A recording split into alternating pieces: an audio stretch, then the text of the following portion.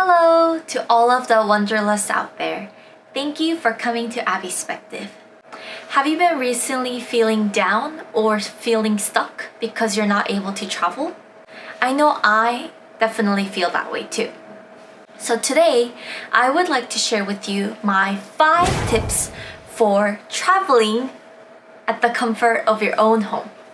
And when I say traveling, I mean creating and mimicking the feelings that you would have while you're traveling abroad. So let's get right to it. My first tip is to recreate the dishes you have tasted abroad. To me, food is a very important part of traveling. And every time I go somewhere to a new country, I want to eat the local food and I want to taste and learn more about the spices or the taste of that country. I have lived in Spain for about a year and I've visited Spain 3 times so far.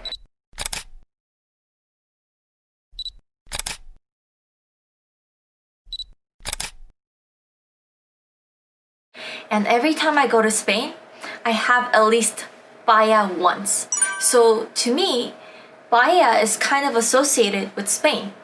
And every time I create paella and maybe pair it with wine or pair it with sangria, I'm able to recreate my memories that I have from Spain. Even today, I remember the times I had eating paella in the terrace or with my host family, and it just brings back the memories.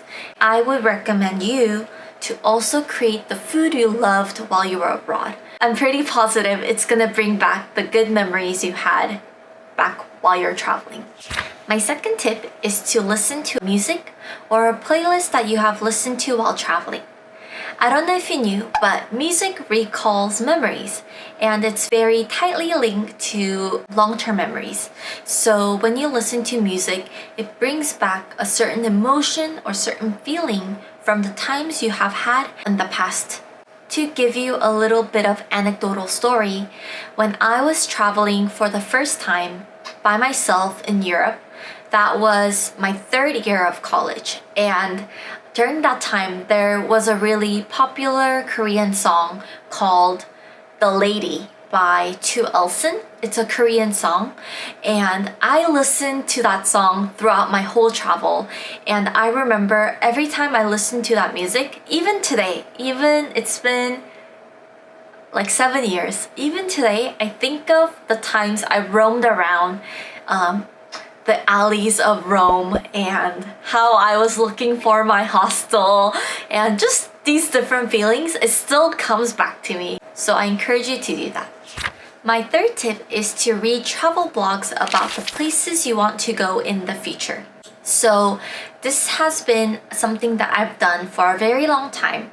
And to be frank, I don't have the money or the time or simply enough PTO to go travel. And to really quench my thirst for traveling, I've been reading blogs about the places I want to visit in the future. So recently, I've really wanted to visit Switzerland, Croatia, and Costa Rica. So I've been Googling Costa Rica best places to have fun, or Costa Rica live there for a month, or Costa Rica what to do when you're traveling.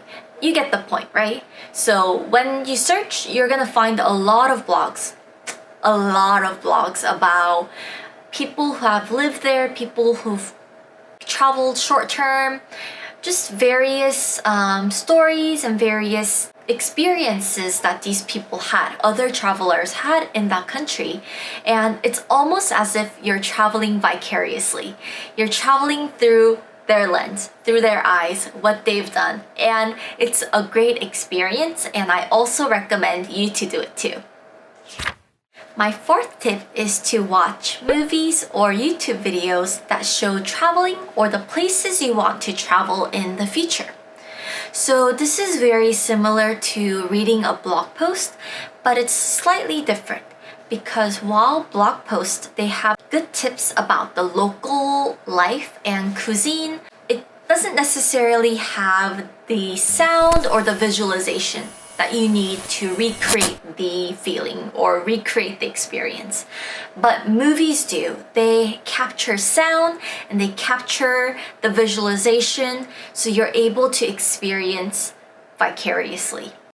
So some of the movies I want to recommend are Letters to Juliet, which is filmed in Italy, and Midnight in Paris, which is filmed in Paris, La La Land, which shows the LA and the LA scene, Spanish Affair, so there's Spanish Affair 1 and 2, and I also recommend The Secret Life to Walter Mitty, and lastly, Eat, Pray, and Love. So those are my recommendations for movies. And also, I have created various YouTube videos on traveling as well to French Polynesia and New Zealand. And in the future, I'm going to create one in Korea. I've traveled there past December before the whole COVID thing, but I still want to share with you the times I had with my family and also just the great food, and just everything I saw while I was in Korea.